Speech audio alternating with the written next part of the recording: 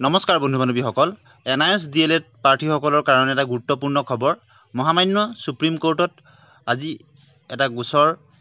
উঠিছিল NIS D.El.Ed সম্পৰ্কত আৰু এই গোচৰটোৰ ডায়েৰী নাম্বাৰ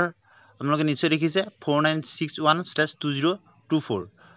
আৰু কেছ নাম্বাৰটো আপোনালোকে দেখিছে petitioner name Biswanath respondent the state of Uttarakhand আৰু ষ্টেটাছটো পেণ্ডিং আছে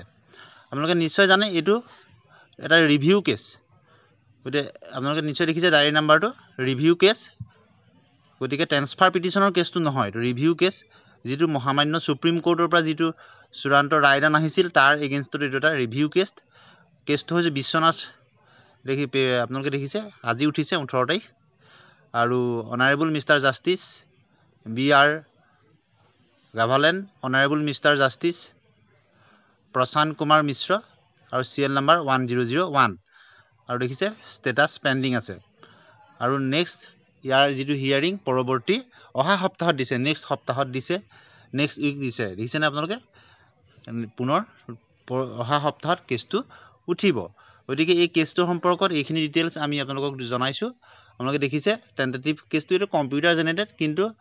মূল কথাটো হ'ল যে নেক্সট উইকত পুনৰ উঠিব আৰু পিটিশনাৰ হ'ল বিশ্বনাথ আৰু ৰেছপন্ডেণ্ট দি ষ্টেট অফ উত্তৰাখণ্ড আৰু এইটো হ'ল ৰিভিউ কেছ আৰু যিটো আপোনালোকৰ ট্ৰেন্সফাৰ পিটিশনৰ কেছ আছে সেইটো আপোনালোকে নিশ্চয় জানে 29 তাৰিখে উঠিব জুলাই এইটো সুপ্ৰিম কোৰ্ট ট্ৰেন্সফাৰ পিটিশনৰ হয় এইটো হ'ল ৰিভিউ কেছ আৰু এই ৰিভিউ কেছটোৰ বিশ্বনাথ VS ষ্টেট অফ উত্তৰাখণ্ডৰ মাজত হৈছে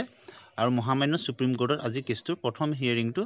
হৈছে আৰু অহা সপ্তাহত পৰৱৰ্তী হিয়াৰিং হ'ব এটা খুব গুৰুত্বপূৰ্ণ হিচাপে বিবেচিত হ'ব